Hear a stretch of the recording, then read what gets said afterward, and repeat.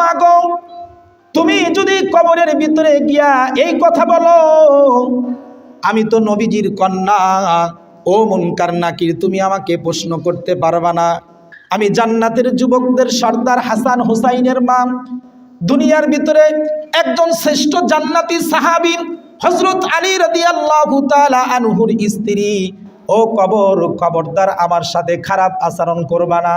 আল্লাহর পয়গম্বর বলেন কবরের ভিতরে এই পরিচয় তোমার কোনো কাজে আসবে না, বরং কবরের ভিতরে তোমার ওই পরিচয়টা কাজে লাগবে তুমি ঈমানদার কিনা, তোমার আমলনামায় কোনো নেক আছে কিনা।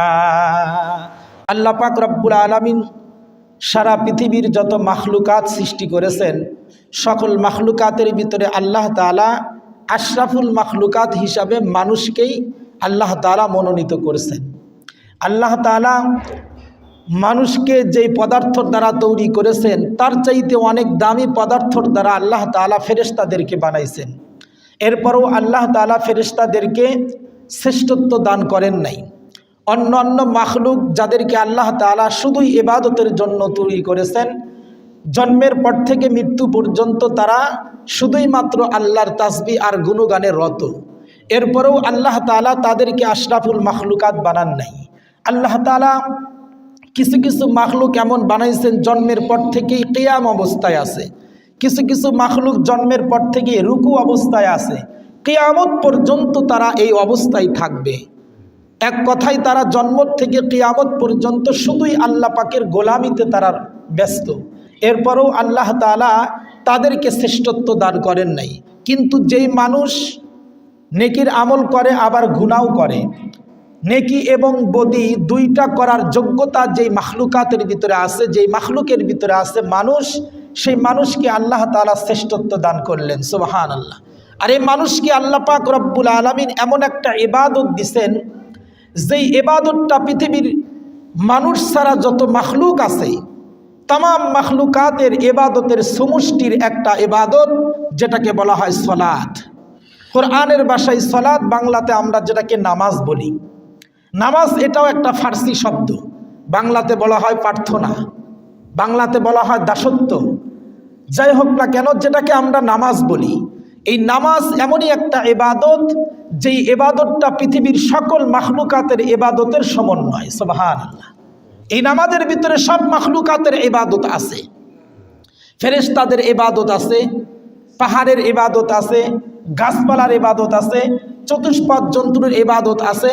এক কথায় পৃথিবীতে মানুষ ছাড়া যত মাখলুক আল্লাহ তাআলা সৃষ্টি করছেন, সকল মাখলুকের ইবাদত সমষ্টি একত্র করলে যে একটা রূপ ধারণ করে, সেই ইবাদতের নাম হলো নামাজ। সুবহানাল্লাহ।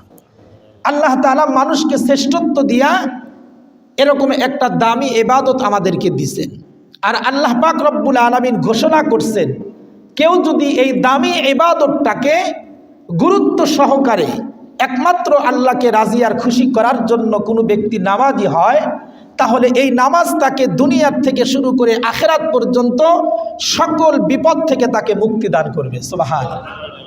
শুধু এতটুকুনি নয়, কেউ যদি চায় যে আমি দুনিয়াতে পাপাচার থেকে মুক্ত থাকব, দুনিয়াতে অশ্লীল বেহায়াপনার থেকে আমি বেঁচে থাকব, তাহলে আমার জন্য সহজ পদ্ধতি কি, আমার জন্য পথ আর পন্থা কোনটা? তো আল্লাহ রাসূল সাল্লাল্লাহু আলাইহি ওয়াসাল্লাম বলেন, তাহলে তোমার জন্য সকল গুনাহ থেকে বাঁচার একটাই পথ, সেটা হলো তুমি নামাজি হয়ে যাও। সুবহানাল্লাহ। এজন্যই আল্লাহ পাক রব্বুল আলামিন কোরআনের ভিতরে বলেন, ইন্নাস সালাতা, নিশ্চয় নামাজ, তানহা আনিল ফাহশাই ওয়াল মুনকার, তানহা তোমাদেরকে বেঁচে রাখবে, তোমাদেরকে মুক্ত রাখবে, তোমাদেরকে সাপোর্ট দিবে, ওয়াল ফাহশাই ওয়াল মুনকার, যত রকমের পাপাচার, যত রকমের অশ্লীল কাজ আছে, সব অশ্লীল আর পাপাচার থেকে তোমাদেরকে মুক্ত রাখবে নামাজ। সুবহানাল্লাহ। শুধু আল্লাহ পাক রব্বুল আলামিন সকল অন্যায় থেকে নামাজ আপনাকে বিরত রাখবে এ কথা বলেন নাই, বরং শুরুতে আল্লাহ পাক রব্বুল আলামিন ইন্না শব্দ ব্যবহার করছেন। ইন্না শব্দের অর্থ হলো নিশ্চয়, নিশ্চয়। এটাকে তাগিদ বলা হয়। আল্লাহ পাক রব্বুল আলামিন তাগিদ দিয়া বলতেছেন, জোর দিয়া বলতেছেন। আল্লাহ পাক রব্বুল আলামিন বলতেছেন, ইন্নাস সালাহ, নিশ্চয় এই নামাজ তোমাকে গুনাহ এবং ফাহেশার কাছ থেকে বিরত রাখবে যদি তুমি সত্যিকারের নামাজি হতে পারো। সুবহানাল্লাহ। কিন্তু বর্তমান সমাজের ভিতরে যারা নামাজ পড়ে না এদের সাবজেক্ট বাদ দিলাম, যারা নামাজ পড়ে, আমরা যারা 5 ওয়াক্ত নামাজ পড়ি, এখন চিন্তা করে দেখেন তো আমরা যে 5 ওয়াক্ত নামাজি, আমরা কি অশ্লীল আর গুনার কাছ থেকে বিরত থাকতে পারছি? নাকি নামাজ পড়ার পরেও আমরা গুনার কাজের ভিতরে লিপ্ত? এটাই যদি হয় আমার জিন্দেগির আমল, এটাই যদি হয় আমার জিন্দেগির নামাজের ফলাফল, তাহলে দুনিয়াতেই তো আপনার নামাজের ফলাফল আপনি পেয়ে যাচ্ছেন। আল্লাহ কোরআনে বলে নামাজ আপনাকে গুনাহ থেকে বাঁচাইবে, কিন্তু আপনি 50 বছরের নামাজি, আপনি 40 বছরের নামাজি, আপনি 60 বছরের নামাজি, কিন্তু এখনো পর্যন্ত অন্যায়, বেহায়াপনা, অশ্লীলতা আর মিথ্যা গীবত শিকায়েত থেকে বিরত থাকতে পারতেছেন না। তার মানে এখানেই বোঝা গেল আপনার নামাজ দুনিয়াতেই বিফল, দুনিয়াতেই বিফল, আখিরাতে তো দূরেই থাকলো। অথচ আল্লাহর রাসূল সাল্লাল্লাহু আলাইহি ওয়াসাল্লাম বলেন মানুষের চরিত্র সংশোধন করতে পারে, মানুষকে গুনাহ থেকে বাঁচাইতে পারে, মানুষকে হারামখোর থেকে হালালখোর বানাইতে পারে, এর একটাই মাত্র পথ হলো নামাজ। সুবহানাল্লাহ। অথচ আমরা নামাজও পড়ি, অন্যায়ও করি, আবার মানুষের ভিতরে এটা বলে বেড়াই আমার মতো নামাজি কে আছে? আমি তো 5 ওয়াক্ত নামাজি, নামাজ ইমাম সাহেবের পিছনে প্রথম কাতারে আদায় করি, তাই না? আমাদের মনে মনে একটা গর্ব যে হায় হায় আমার মতো নামাজি এই সমাজে আর কে আছে? আমার বাবা নামাজ পড়তো, দাদা নামাজ পড়তো, আমরাও নামাজ পড়ি, আমাদের গোষ্ঠীটাই হলো নামাজি গোষ্ঠী। মেরে মোহতারাম, আপনার বংশটা হাজি বংশ হতে পারে, আপনার বংশটা এরকমভাবে আল্লাহর অলির বংশ হতে পারে। তার মানে এই নয় যে আপনি হাজি বংশের লোক আর অলি বংশের লোক বিদায় আপনি জান্নাতি, এটা বলা যাবে না। যদি এটাই হইতো তাহলে আল্লাহর পয়গম্বর তার কলিজার টুকরা সন্তান হযরতে ফাতেমা রাদিয়াল্লাহু তাআলা আনহাকে এ কথা বলতেন না। রাত্রির বেলা যখন ঘুমায়া পড়তো আল্লাহর রাসূল তখন ফাতেমার দরজায় গিয়া ডাকতেন আর বলতেন, মা ফাতেমা, ঘুম থেকে জেগে যাও, আল্লাহকে সিজদা করো, কারণ দুনিয়াতে যেই কর্ম করবা সেই কর্ম অনুযায়ী কবরের ভিতরে তার ফল পাইবা।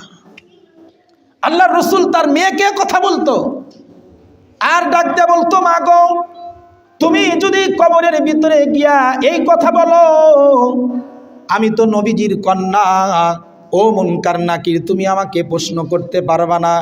আমি জান্নাতের যুবকদের সর্দার হাসান হুসাইনের মা, দুনিয়ার ভিতরে একজন শ্রেষ্ঠ জান্নাতি সাহাবী হযরত আলী রাদিয়াল্লাহু তাআলা আনহুর স্ত্রী। ও কবর, খবরদার আমার সাথে খারাপ আচরণ করবা না। আল্লাহর পয়গম্বর বলেন কবরের ভিতরে এই পরিচয় তোমার কোনো কাজে আসবে না, বরং কবরের ভিতরে তোমার ওই পরিচয়টা কাজে লাগবে তুমি ইমানদার কিনা, তোমার আমলনামায় কোনো নেক আছে কিনা, এটাই তোমার জন্য যথেষ্ট। কবরের ভিতরে কেউ কারো পরিচয় দিয়া সেখান থেকে পার পাওয়ার কোনো পথ নাই। এ কথা বলতে পারবেন না দুনিয়াতে আমি ক্ষমতাসীন দলের লোক ছিলাম। এ দুনিয়াতে তো দলের পরিচয় দিয়ে তো অনেক জায়গার থেকেই বাঁচা যায়, নাকি বলেন? ক্ষমতার বরে দুনিয়াতে তিলকে তাল বানানো যায় আর তালকে তিল বানানো যায়, কিন্তু কবরের জগতে যখন আপনি যাবেন সেখানে কোনো ব্যক্তি পরিচয় চলবে না, সেখানে কোনো দলের পরিচয় চলবে না। এমনকি আপনি যদি বলেন আমি মুহাম্মাদুর রাসূলুল্লাহর একজন খাঁটি উম্মত ছিলাম, এরপরেও কবর আপনাকে রেহাই দিবে না যদি আপনি মুনকার নাকিরের প্রশ্নের জবাব দিতে না পারেন আর আমলনামায় যদি গুনার পরিবর্তে নেকি দেখাইতে না পারেন। এজন্য আল্লাহ রাসূল সাল্লাল্লাহু আলাইহি ওয়াসাল্লাম বারবার হাদিস শরীফের ভিতরে আমাদেরকে সতর্ক করে বলে দিয়েছেন, ও আমার উম্মতেরা, তোমরা নামাজি হয়ে যাও। নামাজ যখন পড়বা তো তখন তোমার মনটা ফ্রেশ হয়ে যাবে। নামাজ যখন পড়বা তখন তুমি গুনাহ থেকে বাঁচতে পারবা। সুবহানাল্লাহ জোরে বলেন। কিন্তু বর্তমান সময়ে সমাজের ভিতরে কিছু এমন মানুষ পাওয়া যায় যারা বলে মন ঠিক থাকলে সব ঠিক, নাকি বলেন? মন ঠিক থাকলে সব ঠিক, নামাজের দরকার নাই। আবার অনেকে এ কথাও বলে আগে মন ঠিক করো তারপরে নামাজ পড়ো। আপনি নামাজ না পড়লে মন ঠিক হবে কি করে বলেন? আপনার শরীরে একটা ক্ষত হয়েছে, এই ক্ষতটা ভালো করার জন্য সেখানে মেডিসিন লাগাইতে হবে অথবা মলম লাগাইতে হবে, নাকি বলেন? নাকি আপনি বলবেন যে আগে ভালো হোক তারপরে মলম লাগান? এ কথা কেউ বলবে? বরং যে এ কথা বলবে সে হবে সবচাইতে বড় বোকা। কথা বলেন ঠিক কিনা? কারণ ভালো হওয়ার পরে কি আর লাগানোর দরকার আছে নাকি? লাগানোর দরকার নাই, বরং এটাকে ভালো করার জন্য মলম লাগাইতে হয়। ঠিক ওই রকমভাবে মানুষ মন ভালো করে নামাজি হবে এটা কঠিন কালেও সম্ভব না, বরং নামাজ পড়লে তার মন ঠিক হয়ে যায়। সুবহানাল্লাহ।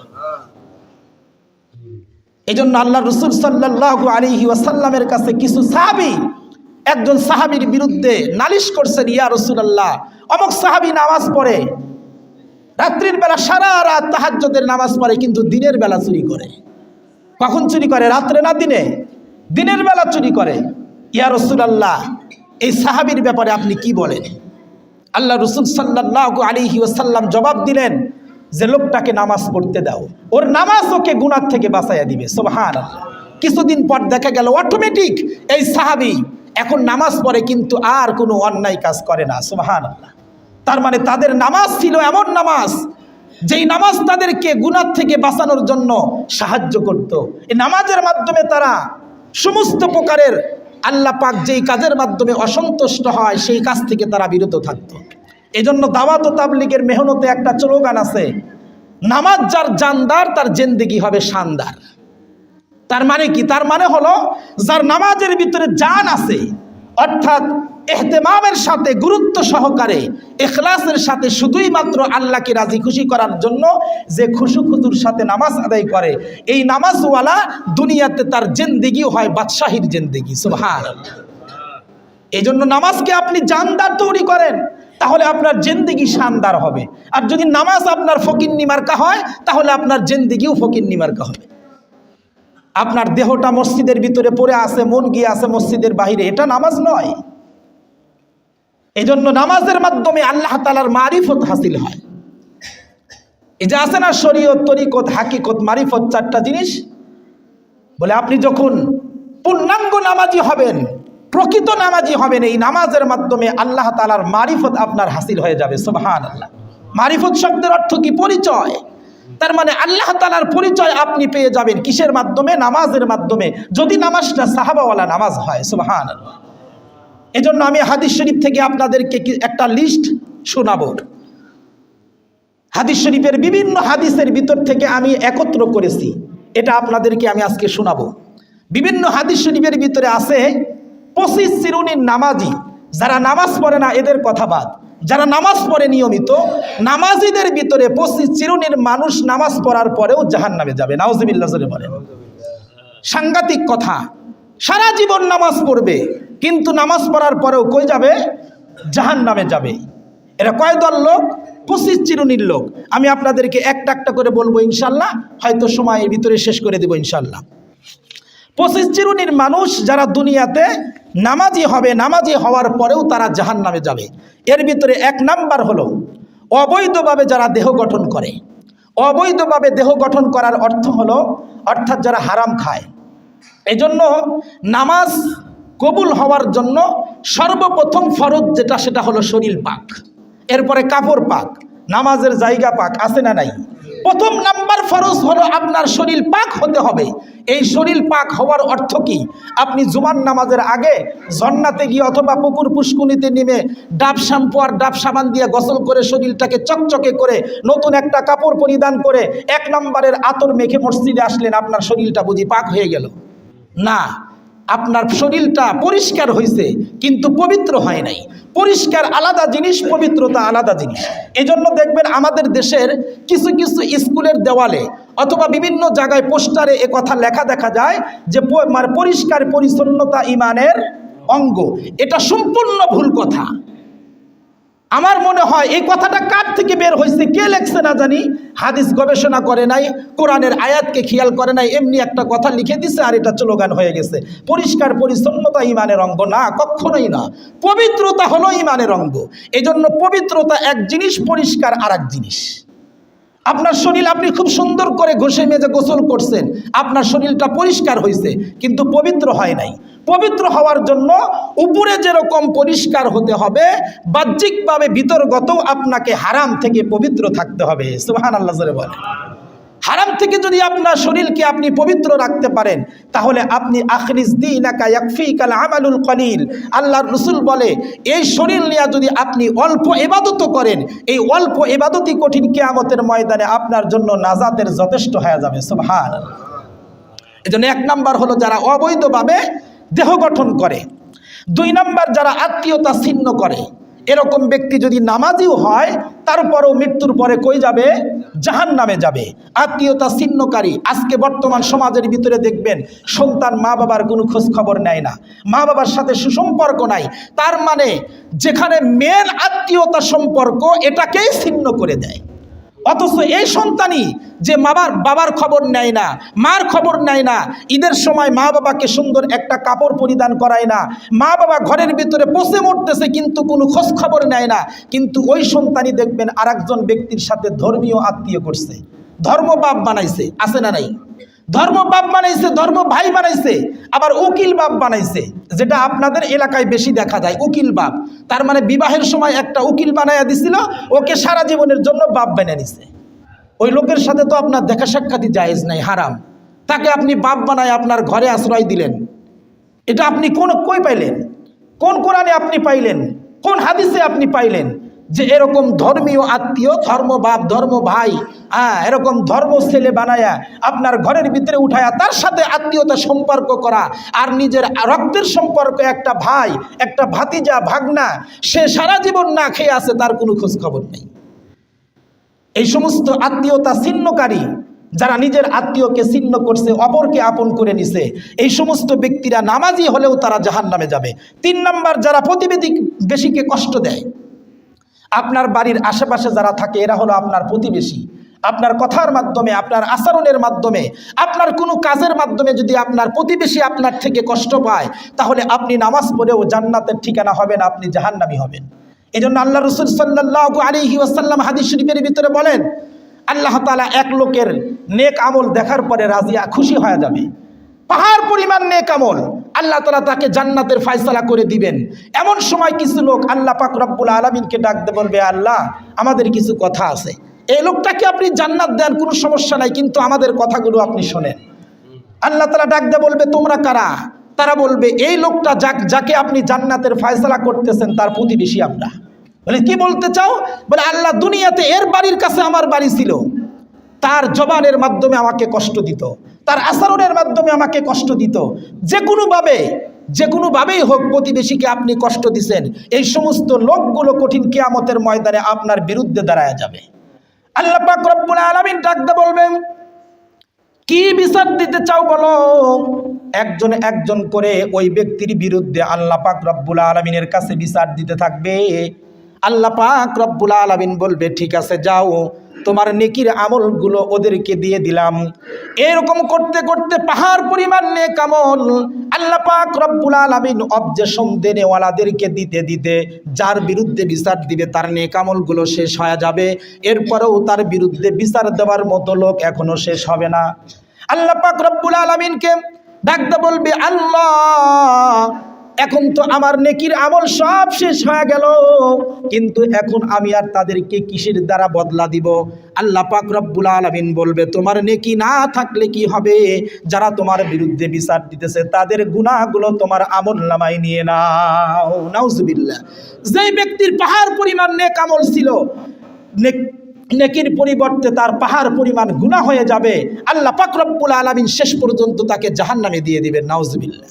এই জন্য খবরদার প্রতিবেশীর সাথে খারাপ আচরণ না করা চাই। কথার মাধ্যমে, আচরণের মাধ্যমে কখনো প্রতিবেশীকে কষ্ট দিবেন না। আল্লাহ রাসূল সাল্লাল্লাহু আলাইহি ওয়াসাল্লাম এবং তার সাহাবীরা বাজার থেকে যখন ভালো কিছু কিনতেন, তখন স্ত্রীদেরকে ওসিয়ত করতেন, নসিহত করতেন যে এটা দিয়ে যখন তরকারি পাকাইবা একটু ঝোল বেশি করে দিও। বলে, কেন? বলে, আমার প্রতিবেশী একজন গরিব আছে, সে আমার মতো সুন্দর বাজার করে খাইতে পারে না, এটাকে যখন পাকাইবা এক টুকরা গোশত অথবা এক চাকা মাছ, এটাকে সহ একটা সুরা সহ আমার প্রতিবেশীর বাড়িতে পাঠাইয়া দিবা। সুবহানাল্লাহ। প্রতিবেশীকে সাথে করে নিয়ে তারা খাইতো, কিন্তু এখন আমার বাড়িতে খাবারের কোনো অভাব নাই, আমার ফ্রিজ ভর্তি, কিন্তু পাশের আরেকজন গরিব মহিলা, সে 2 দিনে 3 বেলার কাছে 1 বেলা খাইতেছে, অথবা কখনো কখনো শুধু কাঁচামরিচ দিয়ে ভাত খাইতেছে, অথচ তার খবর নেওয়ার লোক এখন সমাজে পাওয়া যায় না। কথা বলেন ঠিক কিনা?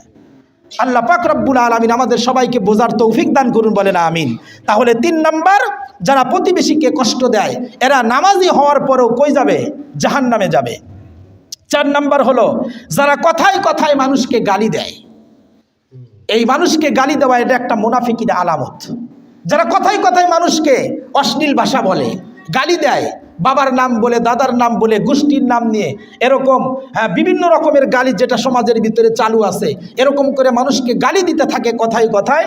আল্লাহর রাসূল বলেন যে এরা যদি 5 ওয়াক্ত নামাজিও হয়, নামাজ পড়ার পরও মানুষকে যে কথায় কথায় গালি দেয়, এই অপরাধের কারণে তাদের ঠিকানা হবে জাহান্নামে। নাউজুবিল্লাহ বলেন। 5 নাম্বার, যারা যে সমস্ত সন্তান 5 ওয়াক্ত নামাজি কিন্তু মা বাবাকে কষ্ট দেয়, মা বাবার অবাধ্য হয়, মা বাবার কথা মানতে চায় না, মা বাবার খেদমত করতে চায় না, এই সমস্ত সন্তান নামাজি হলেও নামাজ পড়ার পরেও কই যাবে? জাহান্নামে যাবে। খুব সংক্ষেপে বলতেছি, প্রত্যেকটার বিস্তারিত আলোচনা ছিল, কিন্তু সময় যেহেতু সংক্ষেপ বলে শেষ করা যাবে না, কিন্তু 25টায় শেষ করতে হবে, আগামী জুমায় আরেকটা আলোচনা করতে হবে, এই জন্য খুব সংক্ষেপে বলতেছি। তাহলে 5 নাম্বার, যারা মা বাবাকে কষ্ট দেয়, মা বাবার অবাধ্য সন্তান, এরা নামাজি হলেও যাবে জাহান্নামে। 6 নাম্বার, যারা অত্যাচারী বাদশা অথবা অত্যাচারী বিচারক শাসক। সমাজের ভিতরে অনেক বিচারক এমন আছে দেখবেন, যেদিকে ন্যায় সেই দিকে ফয়সালা না করে অন্যায়ের দিকে ফয়সালা করে, আছে না নাই? হয়তো কেউ বা পিছন দিক থেকে হাদিয়া নিয়ে ফয়সালা করে, অথবা কেউ বা অন্য কোনো আত্মীয়তা সম্পর্ক থাকার কারণে করে, অথবা বন্ধুত্বর কারণে করে, অথবা ক্ষমতাকে টিকে রাখার জন্য করে। যে কোনোভাবে, যে কোনো পলিসিতে যদি অন্যায়ভাবে কারো বিচার করে, তাহলে ওর জাহান্নাম হবে, সে জাহান্নামের ভিতরে। নাউজুবিল্লাহ বলেন। ওর ঠিকানা হবে জাহান্নামের ভিতরে। এই জন্য যারা অত্যাচারী শাসক, অত্যাচারী বাদশা, অত্যাচারী বিচারক, এরা নামাজি হলেও নামাজ পড়ার পরেও এই অন্যায়ের কারণে তারা জাহান্নামে যাবে। নাউজুবিল্লাহ জোরে বলেন। 7 নাম্বার হলো যে মদ পান করে, নিশাখোর, গাঞ্জা খায়, হিরোইন খায়, বাবা খায়, ইয়াবা খায়, ডাল খায়, যত রকমের আছে আর কি, এই সবগুলো যারা মদ পান করে, নিশাখোর যারা, এরা যদি 5 ওয়াক্ত নামাজিও হয়, এরা তো বেশিরভাগ নামাজি পড়ে না, কথা বলেন ঠিক কিনা, কিন্তু কোনোভাবে যদি কোনো নামাজি এই কাজ করে, তাহলে নামাজি হওয়ার পরেও তার ঠিকানা হবে জাহান্নামে। 8 নাম্বার হলো অন্যের সম্পদ যে আত্মসাৎ করে। এই গুণটা কিন্তু সমাজের অধিকাংশ মানুষের ভিতরে আছে, কথা বলেন ঠিক কিনা। অন্যের সম্পদ আত্মসাৎকারী। কিরে, জমিনের ভিতরে জমি কিনলি 20 শতক, হয়ে গেল 22 শতক, কেমনে হলো? এটা কেমনে হয়? তার মানে খালি আইল ঠেলার অভ্যাস, আছে না নাই? এই যারা মনে করেন দুনিয়াতেই ঠেলাঠেলি করে, এদের অভ্যাস খারাপ। এরা দুনিয়াতেও ঠেলাঠেলি করবে, মৃত্যুর পরেও দেখবেন এরা ঠেলাঠেলি অভ্যাস যাবে না, কথা বলেন ঠিক কিনা।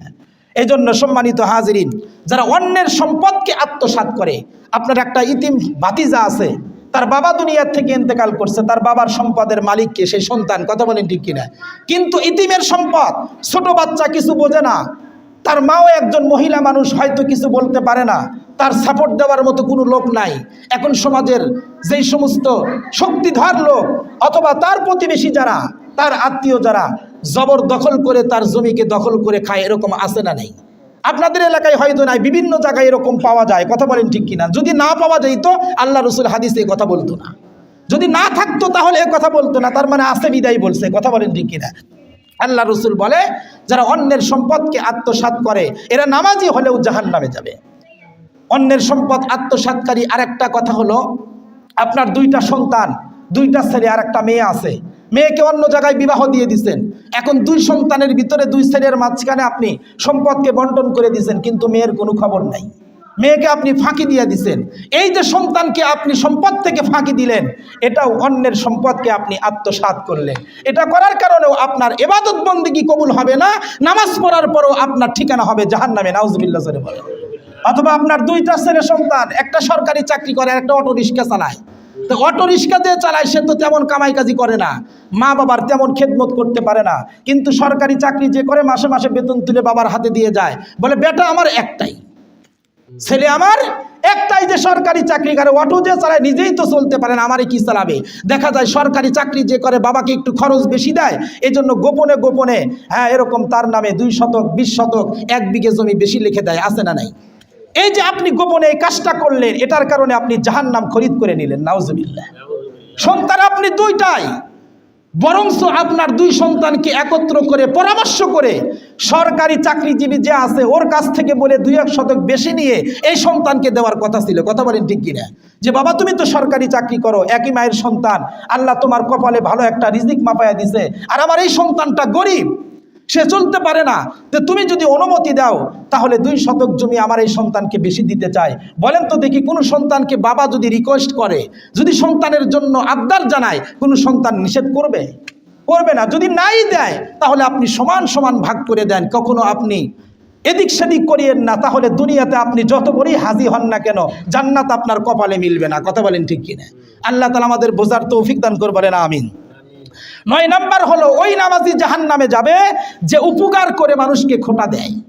আমি তোমার এই কাজ করছিলাম, সেই কাজ করছিলাম, যদি না করতাম 12টা বেজে যাইতো তোমার, আমি ছিলাম বিদায় তো তুমি বেঁচে গেলা, এত টাকা দিয়ে তোমার উপকার করলাম, যদি না করতাম ওই সময় তুমি এটা কই পাইতা।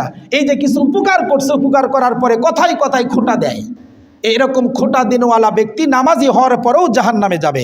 10 নাম্বার হলো যে এতিমের মাল আত্মসাৎ করে। এই যে এতিমের মাল, একজন বাবা মারা গেছে, ছোট ছোট বাচ্চা রেখে গেছে, তাদের সম্পদ যে কোনোভাবে আর একজন হরণ করে খাইতেছে, আত্মসাৎ করে খাইতেছে, দখল করে নিছে। এতিমের নামে একটা গাছ আছে, এই গাছের যখন ফল আসে, এই ফলগুলো পাশের প্রতিবেশী, আপনি শক্তিধর, আপনার ক্ষমতা আছে, টাকা আছে, পয়সা আছে, জমিদার আপনি, তাই ইতিমের গাছের মাল সম্পদগুলো, এই ফলগুলো আপনি ইচ্ছামতে পারে খাইতেছেন তার অনুমতি ছাড়া। এই যে ইতিমের মাল আপনি আত্মসাৎ করলেন, এটার কারণে আপনি জাহান্নামে যাবেন, নাউজুবিল্লাহ বলেন। 11 নাম্বার, ওই নামাজি জাহান্নামে যাবে যে নামাজ পড়ার পরে মানুষের চগলখড়ি করে।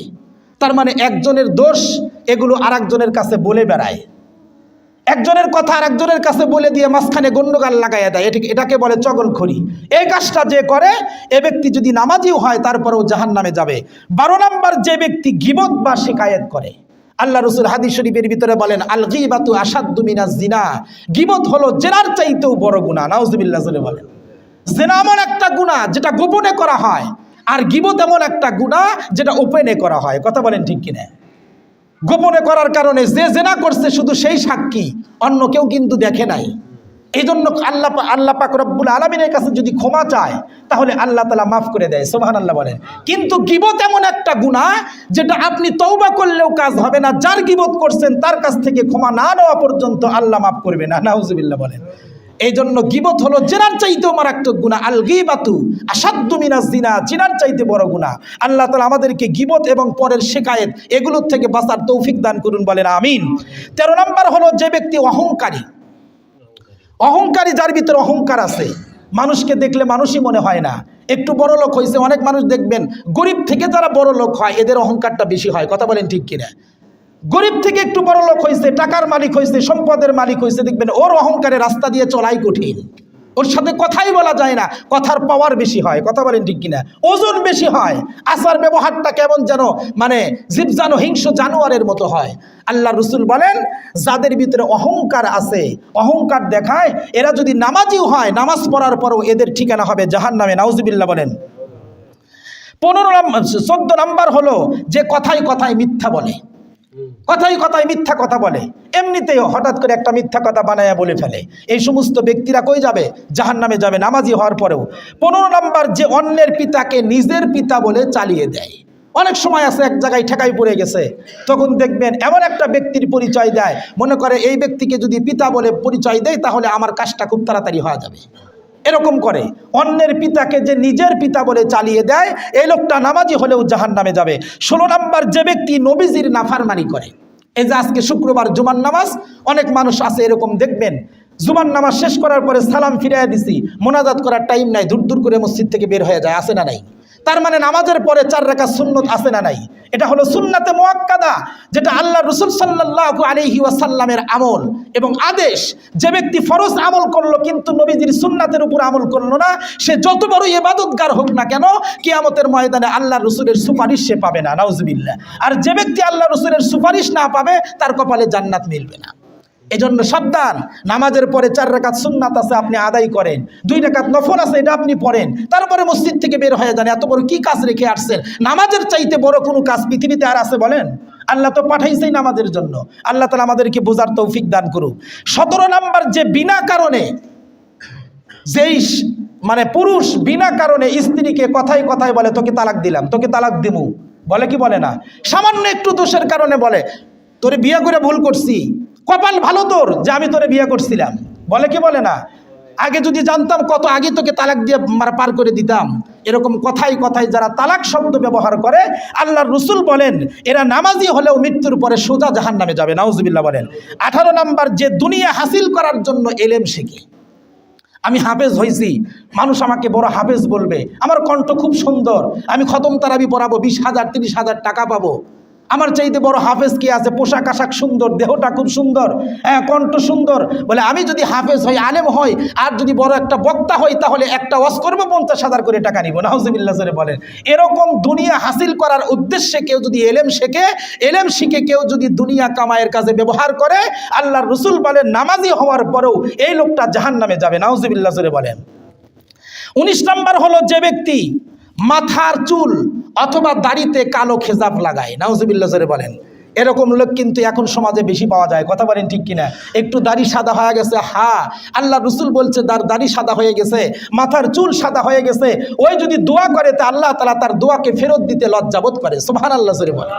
তার মানে চুল পাকা দাড়ি পাকা লোককে নিয়ে দোয়া করলে আল্লাহ তার উসিলায় দোয়া কবুল করে নেয়, সুবহানাল্লাহ বলেন। আর আজকে মানুষ এই সাদা চুল সাদা দাড়িকে কালো খেজাব লাগায়া নিজেকে যৌবনের শক্তি আর যুবক যুবক বলে পরিচয় দিতে চায়। আল্লাহ তাআলা তোমাকে বানাইলো বৃদ্ধ, তুমি হতে চাও যুবক, আর যখন তোমাকে যুবক বানাইলো, মুখে দাড়ি আর মোজ গজায় দিল, তখন তুমি এটাকে ক্লিন শেভ করে তুমি মহিলার সাথে ধরো, এটা তোমার কোন অভ্যাস? এই যে এখন চলতেছে আমাদের দেশে একটা নতুন ফিতনা, যেটা মানে আমাদের শিক্ষা প্রতিষ্ঠানে নতুন সিলেবাসে 2024 6 এবং 7 বইয়ের সমাজ বইয়ের ভিতরে একটা নতুন ষড়যন্ত্র, মুসলমানদেরকে ধ্বংস করার নতুন আরেকটা ষড়যন্ত্র চলতেছে।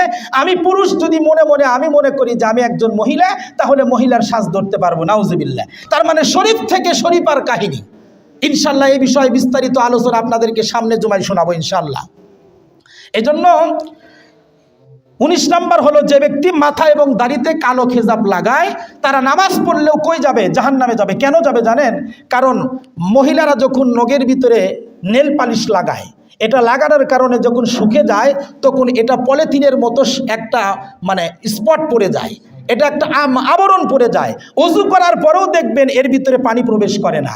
বলেন তো দেখি, এই নেল পালিশ লাগানোর পরে যদি কোনো মহিলা স্বামীর সাথে সহবাস করে, তার গোসলটা ফরজ হয় কিনা?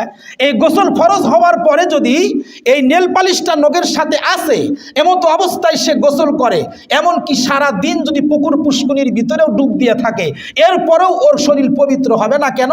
কারণ ওর নখের এই আঁশটাগুলো এখনো ভেজে নাই, কারণ নেল পালিশ লাগানো আছে। ঠিক ওই রকমভাবে দাড়ি আর এই মাথার চুলের ভিতরে যখন আপনি কালো খেজাব লাগান, এটা লাগানোর কারণে চুলের উপরে দাড়ির উপরে একটা পর্দা পড়ে যায়, যার কারণে চুলগুলো ভেজে না ভেজার কারণে আপনার ফরজ গোসলও হয় না, আপনার ওযুও হয় না, যার কারণে কোনো ইবাদত আপনার কবুল হয় না, নাউজুবিল্লাহ। আল্লাহ তাআলা আমাদেরকে বোঝার তৌফিক দান করুক। 20 নাম্বার হলো যে লোক দেখানোর জন্য ইবাদত করে, এই লোকের এবাদত আল্লাহর কাছে কবুল হয় না, এই লোকটা নামাজি হলেও জাহান্নামে যাবে। 21 নাম্বার যে ব্যক্তি তার ওয়ারিসকে ঠকায়, এই যে কিছুক্ষণ আগে বললাম 2 সন্তানের 1 সন্তানকে বেশি দিছে আর 1 সন্তানকে কম দিছে, এটা হলো ওয়ারিসকে ঠকাইছে। এরকম ব্যক্তি যারা নামাজি হলেও কই যাবে? জাহান্নামে যাবে। 22 নাম্বার হলো যে ব্যক্তি ব্রু প্লাক করে, এটা পুরুষের চাইতে মহিলারা বেশি করে, কথা বলেন ঠিক কিনা? বিউটি পার্লারে গিয়া মোটা ভুরুকে চিকুন করে নেয়, লম্বাটাকে খাটো করে নেয়, অথবা বিভিন্ন রকমের ভুরু পেলাক করে এরা সমাজের ভিতরে নিজেকে প্রদর্শনী করে। আল্লাহর রাসূল বলেন এরা নামাজি হলেও জাহান্নামে যাবে, নাউজুবিল্লাহ জোরে বলেন। এরপরে মহিলাদের ভিতরে যারা পাতলা পোশাক পরে এবং টাইট পোশাক পরে, এরপরে শর্ট পোশাক পরে, এই 3 ধরনের পোশাক পরিধানকারী তারা যাবে জাহান্নামে। আর যে মা বাবা এই পোশাক নিজের টাকা দিয়ে সন্তানকে কিনে দিবে, এই মা বাবাগুলো ভাইগুলো যারা কিনে দিবে, এরা দায়ুস হওয়ার কারণে এরাও জাহান্নামে যাবে, নাউজুবিল্লাহ বলেন। 23 নাম্বার হলো যে ব্যক্তি সব সময় অপবিত্র থাকে, রাত্রের বেলা স্ত্রী সহবাস করছে, সারা রাত গোসল করে নাই, ঠান্ডার সময় সকালবেলাও করে নাই, দুপুর পর্যন্ত ক্ষেত খামারে কাজ করছে, এরপরে গোসল করতে করতে বিকেলে এসে বাড়িতে গোসল করছে। বলেন তো দেখি সারাদিন অপবিত্র থাকলো কিনা? আল্লাহ রসুল বলে যতক্ষণ পর্যন্ত অপবিত্র থাকে আসমান জমিন তার জন্য বদদোয়া করতে থাকে, নাউজুবিল্লাহ, এবং ফেরেশতারাও তার জন্য বদদোয়া করতে থাকে। যাই হোক, 23 নম্বর হলো, 24 নম্বর হলো যে ব্যক্তি পেশাব করে ঢিলা কুলুপ অথবা পানি ব্যবহার করে না। আল্লাহ রসুল বলে জাহান্নামের ভিতরে আমি যত জাহান্নামীকে দেখছি তার ভিতরে বেশি জাহান্নামী হলো যারা পেশাবের কারণে জাহান্নামে আসছে, নাউজুবিল্লাহ। অনেক মানুষ দেখবেন রাস্তাঘাটে পেশাব করে। একটা মাসআলা শোনেন, যেই রাস্তা দিয়ে মানুষ চলাচল করে সেই রাস্তার আশেপাশে পেশাব করা পায়খানা করা না জায়েজ। কারণ হলো এটার দুর্গন্ধে মানুষের কষ্ট হয়। কিন্তু আমি তো দেখি আপনাদের এই যে চরনিকলার বাজার, আমার তো মনে হয় এটা পেশাবের বাজার, নাকি বলেন? রাস্তার পাশে মানুষের লজ্জা হায়া এতই কমে গেছে, রাস্তা দিয়ে মানুষ চলাচল করতেছে, পেশাব করে ঝাঁকাঝাঁকি করতেছে, লজ্জা নাই, হায়া নাই, পানি ব্যবহার করে না, টিস্যু ব্যবহার করে না, ঢিলা কুলুপ ব্যবহার করে না। এক ফোঁটা পেশাব যদি আপনার কাপড়ে পড়ে তো আপনার কাপড় নাপাক, আপনার শরীরে বলল তো আপনার শরীর নাপাক। এমতো অবস্থায় যদি আপনার মৃত্যু হয়, খোদার কসম খেয়ে বলি আপনার কাছে জান্নাতের আর রহমতের ফেরেশতা আসবে না, জাহান্নামী ফেরেশতা, গজবের ফেরেশতা আসে আপনার জানটাকে বের করে নিয়ে যাবে, নাউজুবিল্লাহ। 25 নাম্বার শেষ কথা, যে ব্যক্তি টাকনুর নিচে কাপড় পরিধান করে পুরুষ, আর যেই মহিলা টাকনুর উপরে কাপড় পরিধান করে। এখন সমাজের ভিতরে সব উল্টো, পুরুষদের কাপড় পরার কথা ছিল টাকনুর উপরে, এখন তারা প্যান্ট লুঙ্গি পরে টাকনুর নিচে। কথা বলেন ঠিক কিনা? এটাই নাকি আবার একটা ভাব হয়ে গেছে, এটাই একটা স্টাইল। আর মহিলারা দেখবেন টাকনুর উপরে কাপড় পরিধান করে। এটা হলো আল্লাহর রাসূল বলে ওই সমস্ত ব্যক্তিদের উপর লানত, ওরা হলো জাহান্নামী, যেই পুরুষগুলো টাকনুর নিচে কাপড় পরিধান করে আর যেই মহিলারা টাকনুর উপরে কাপড় পরিধান করে। আল্লাহ পাক রব্বুল আলামিন আমাদের সকলকেই এই 25 প্রকার অপরাধ থেকে, হেফাজত থেকে 1 নম্বরের নামাজি হয়ে আল্লাহ তাআলা আমাদেরকে জান্নাতি হওয়ার তৌফিক দান করুন। সকলে বলি আমিন।